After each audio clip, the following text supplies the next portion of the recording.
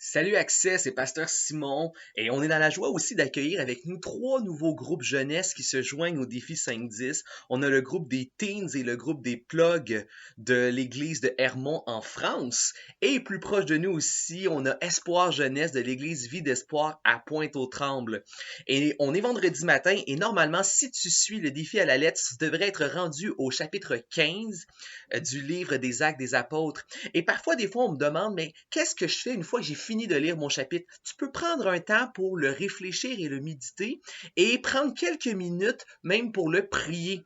Et je sais pas si tu te souviens, dans le passé, j'avais déjà enseigné la règle des 3 R pour prier n'importe quel passage dans la Bible. Le premier R, c'est la réjouissance. Dans tout passage biblique, il y a toujours quelque chose pour lequel tu peux remercier le Seigneur. Le deuxième R, c'est celui de la repentance. Dans n'importe quel passage biblique, il y a quelque chose qui peut te faire réfléchir sur toi-même. Tu peux t'examiner. Et le troisième R, c'est la requête. Quelque chose que tu demandes à Dieu. C'est tourné vers l'avant, vers le futur. Qu'est-ce que maintenant, Dieu, tu peux faire dans ma vie? Donc, remerciement de ce que Dieu a déjà fait. Repentance, s'examiner soi-même. Et requête, qu'est-ce que Dieu maintenant peut faire dans le futur? Et j'aimerais qu'on fasse un exemple ensemble. On va prendre le chapitre 15 d'aujourd'hui. On va lire juste les derniers versets et on va voir qu'est-ce qu'on peut réfléchir et méditer et comment le prier ensemble. Donc, c'est un outil pour toi, Accès, les plugs, les teams ou Espoir Jeunesse. On va lire ensemble à partir du verset 36. Quelques jours après, Paul dit à Barnabé, retournons visiter les frères dans toutes les villes où nous avons annoncé la parole du Seigneur pour voir où ils en sont.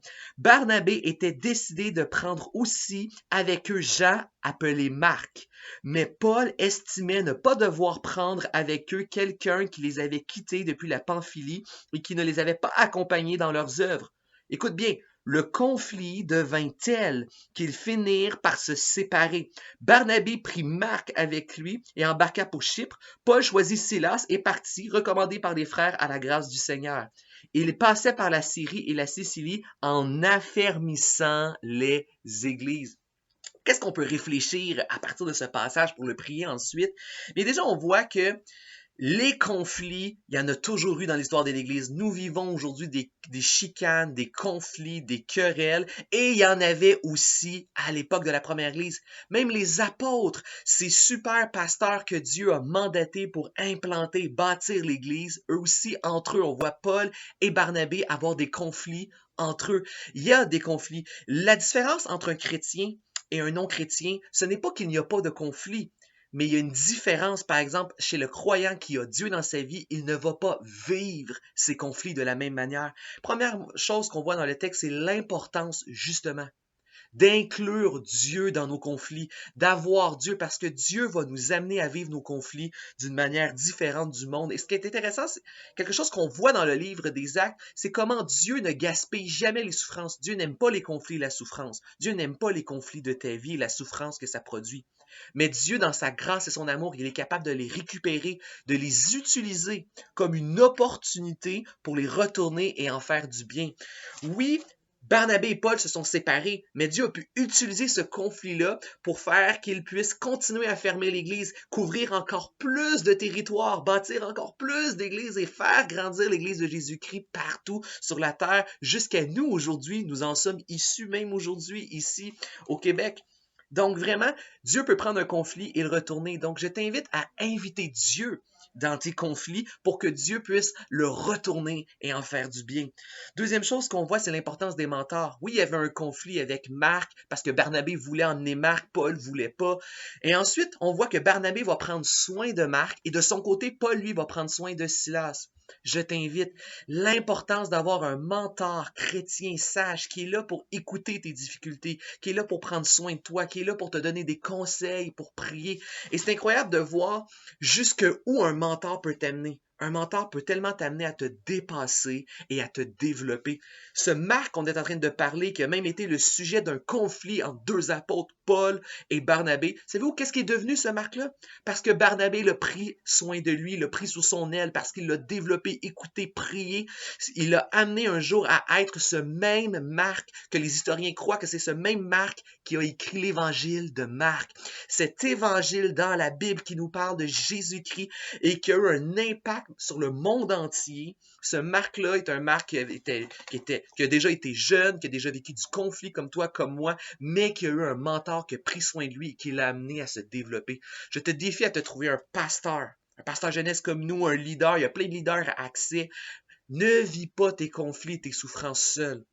Va écrire un message, passer un coup de téléphone. Les leaders appellent les jeunes dans ce temps où on est à la maison. Prends contact avec un leader, partage tes défis, partage tes conflits, écoute le conseil, reçois la prière. Un mentor qui a la sagesse et qui a Dieu avec lui peut tellement t'amener plus loin, comme il l'a fait Barnabé avec Marc. La troisième chose qu'on voit, c'est merci Seigneur pour l'importance de la réconciliation. Alors que dans le monde, quand ça marche plus avec quelqu'un, c'est correct, on peut le jeter aux poubelles, on peut rejeter les relations comme on veut. Dieu, dans notre vie, veut toujours nous emmener à vivre et à expérimenter des réconciliations sérieuses et profondes comme seul Dieu est capable d'amener dans notre vie. Il y a une belle et énorme réconciliation dans le texte qu'on vient de lire. Ce Marc que Paul, pendant un instant, était fâché puis qui a voulu rejeter, c'est ce même Marc qu'on retrouve à la fin de la vie de Paul. Dans les dernières lettres, on voit que Paul est emprisonné, que tout le monde l'a abandonné, qu'il est prêt de mourir exécuté, et l'une des toutes dernières personnes qui est là, présent à son chevet pour l'encourager et l'aider, c'est ce Marc. Alors oui, des fois, il y a des conflits, mais Dieu peut amener une réconciliation. Et certaines personnes que tu crois être tes ennemis, que tu n'aimes pas aujourd'hui, avec Dieu pourrait devenir de véritables amitiés plus profondes que toutes les amitiés que tu as déjà présentement. Cette personne qui va t'accompagner dans la souffrance, dans la maladie, même jusqu'à la mort, qui va être là avec toi à ton chevet. Je t'encourage à inclure Dieu, à avoir un mentor et à laisser Dieu travailler la réconciliation dans ta vie. Maintenant, essayons d'appliquer la règle des 3 R de prière ici. Seigneur, premièrement, réjouissance, nous voulons te remercier pour tout ce que tu as déjà fait pour nous. Alors que nous, les êtres humains, nous t'avions rejeté et que si on est honnête, Seigneur, naturellement, on veut rien savoir de toi, on n'est pas intéressé à toi, Seigneur. Tu as envoyé ton Fils Jésus. On est capable de t'aimer aujourd'hui parce que toi, tu nous as aimés en premier et c'est toi qui nous as réconciliés parfaitement à la croix par ton Fils Jésus qui est mort pour pardonner nos fautes et nous réconcilier éternellement. Une vraie réconciliation profonde et éternelle avec toi, Dieu. Et maintenant, on veut se regarder à soi-même, Seigneur. Dieu, trop souvent, lorsqu'on vit des conflits, Jésus, on te rejette de nos conflits. Seigneur, on ne t'inclut pas dans nos conflits pour les vivre différemment. Bien souvent, Seigneur, on ne va pas non plus vers un mentor pour partager, recevoir le conseil, la prière. Et trop souvent, on se permet, comme le monde le fait, Seigneur, de rejeter les gens avec qui nous avons des conflits. Mais maintenant, Seigneur, je te prie, cette requête et cette demande que j'ai pour moi et pour nous, Seigneur, donne-nous, Seigneur, la sagesse de t'inclure plus, Seigneur, dans nos conflits de tous les jours, dans notre quotidien. Donne-nous la sagesse d'aller vers un mentor, de trouver un mentor et un pasteur vers qui on peut aller recevoir le conseil et, Seigneur, suivre et se développer, Seigneur, avec lui. Seigneur, et aussi, pousse-nous à la réconciliation. Permets-nous de vivre et d'expérimenter des relations solides et réconciliées par la grâce et la puissance de ton Fils Jésus-Christ.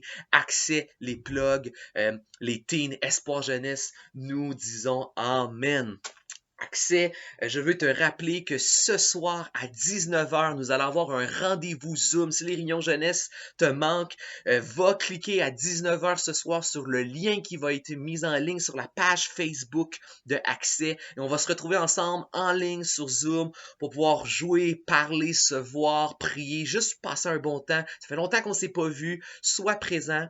Je veux te dire aussi que les leaders Accès ils sont tristes, ils vous manquent, ils ont envie de vous voir, ils vont vous envoyer dans les prochaines semaines sur la page Facebook, on va mettre de courts vidéos des pasteurs et des leaders Accès qui veulent vous dire bonjour. Et on vous invite, vous à la maison, si tu t'ennuies d'Accès, tu t'ennuies de tes leaders, tourne de courts vidéos, dis-nous ce que tu fais, dis-nous ce que ça t'a fait de ne pas voir la jeunesse, mais envoie-nous des vidéos, on veut te voir et on veut être encouragés les uns avec les autres. Donc envoie-nous sur le Gmail, mon Gmail qui va apparaître ici en bas du vidéo. Donc merci pour ton écoute Accès et ce soir on tourne le prochain vidéo des chapitres 11 à 15 des Actes des Apôtres et sois avec nous sur le rendez-vous Zoom. On se revoit bientôt Accès.